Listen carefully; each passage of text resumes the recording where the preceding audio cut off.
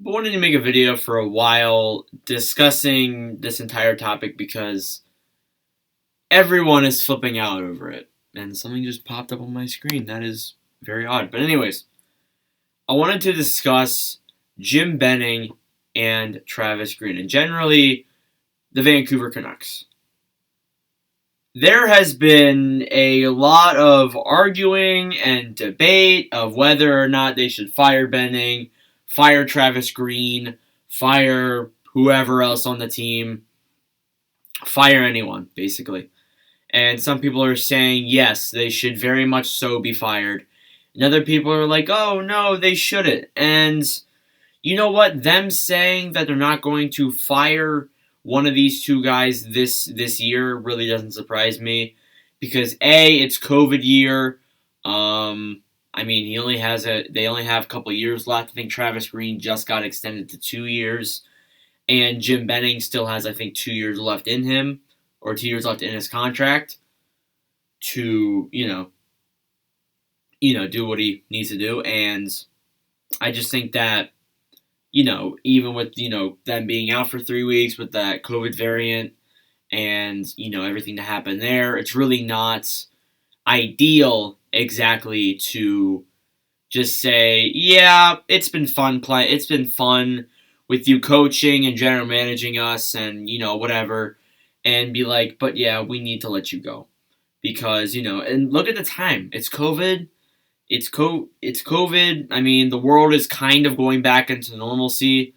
I went out with someone yesterday for the first time in a while, where I didn't have to wear a mask. So, kind of unbelievable to think about that. And with the world coming back to how it is. So, yeah, I am not really surprised, but I get why Canucks fans would be angry because Travis Green. I mean, he has some questionable ways of coaching. I'll be honest. And Jim Benning doesn't really have the best track record. Louis Erickson, I don't know if he was there for that. Tanner Pearson, Braden Holtby wasn't very good. Wasn't as good as they thought it was going to be.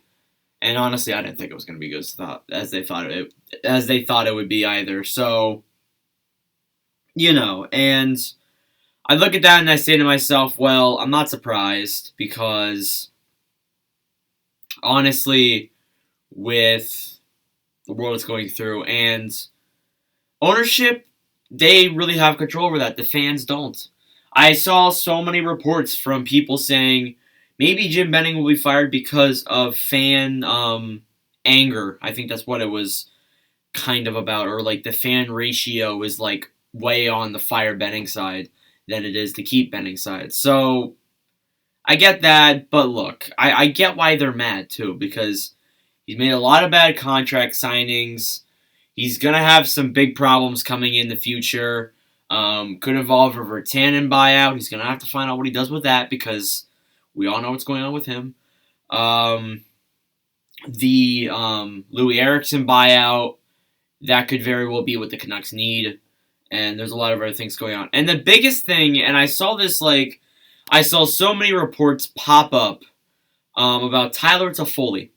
That was the big thing. And who knew when Toffoli came here last February that he would cause as much problems in Vancouver as he has. And it's not even his fault either. Because at the end of the day, it really wasn't on him because he wanted to spend the rest of his career in Vancouver. That's literally what he said. And I was like, wow.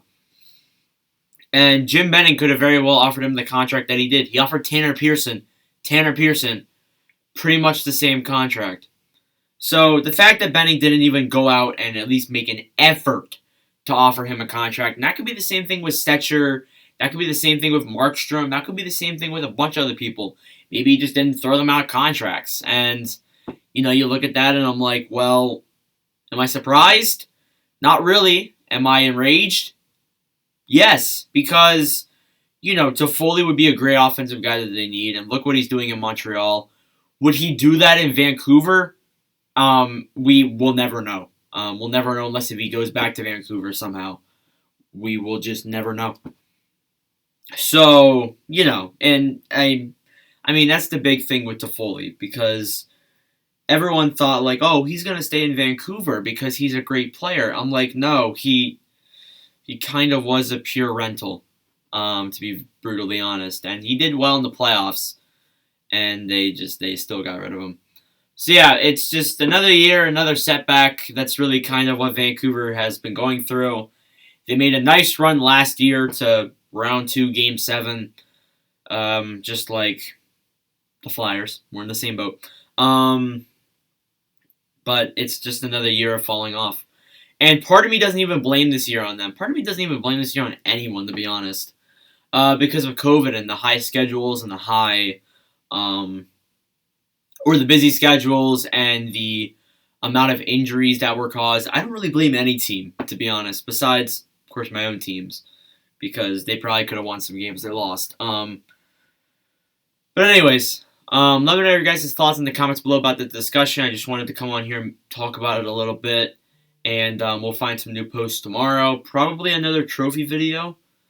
Most likely we'll look at something else. I'm trying to think of maybe Vezina or a different award like that. We'll just preview every goalie that's on each team if we do Vezina tomorrow, and we'll see how that goes. So yeah, thank y'all for watching, for all your support. I took a bit of a hiatus this weekend. I kind of wanted to chill out.